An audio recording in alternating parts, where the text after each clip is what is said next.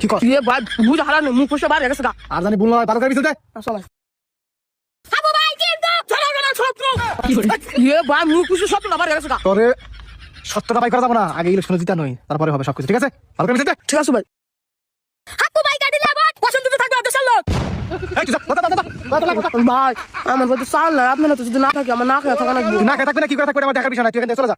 ভাই আমি কিন্তু মাইন্ড করলাম আমার বাড়িতে কিন্তু 50টা ভোট আছে আরে আমি তো এমনি বলতেছি, পাগলা রাগ করছ কেন? তুই যেগুলো ফালতু কথা বলছ জনগণ তো ভোট দিবে না আমাকে। ঠিক আছে, এখন আমাদের একটা সময় আসছে, আগে তো বিকা করে রাখাইছি। ঠিক আছে, এখন জনগণকে ভুলভাল বুঝিয়ে এমপি হতে পারলে কাম হয়ে যাবো। তোরা আমার পিএস বানাও, পার্সোনাল পিএস, তবে তুমি 1 লাখ টাকা।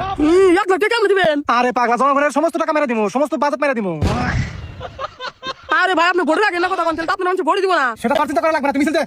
আমার কাছে আছে চিল মার্কা গাবে মার্কা দেখতে পাচ্ছ কৃষক, ওনাদের ভোট ছাড়া আমরা এমপি হতে পারবো না, ওনাদের ভোট আমার দরকার আছে। চলো আসো। আসসালামু আলাইকুম। ওয়ালাইকুম সালাম। ভালো আছেন আপনি?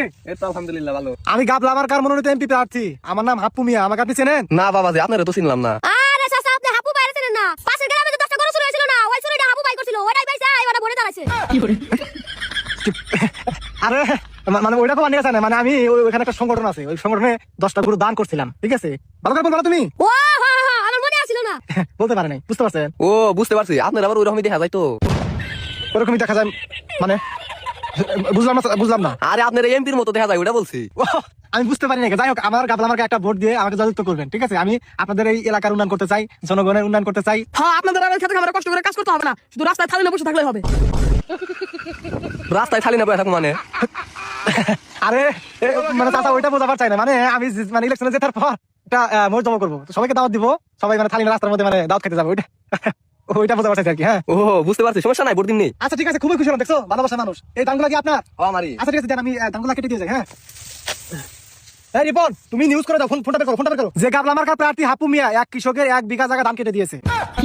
আপনি কি করে 1 বিঘা জায়গা ধান কাটলেন? আপনি তো মাত্র 100 ধান কাটলেন। এই গরিব কৃষক, আপনি এত কথা বলেন কেন? আপনি এগুলো কি বলছেন? এই রিপন, আমি এমপি হওয়ার পরে ওনার 1 পয়সার একটা নাম দিয়ে দিও। ঠিক আছে? আচ্ছা ঠিক আছে।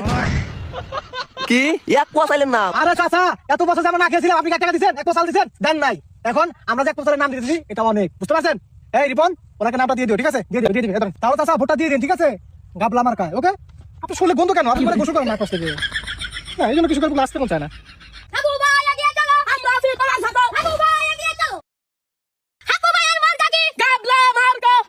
চাচা চাচা আপনাকে হাবু আইছে। হাপ্পু ডাকেন আবার? আরে চাচা, আপনি হাপুরে জানেন না? আমি মনোনীত প্রার্থী গাবলা মার্কার। ও চিনছি, ওই যে গরু চুরি করে ধরা পড়ছিলেন, হে হাপ্পু আপনি?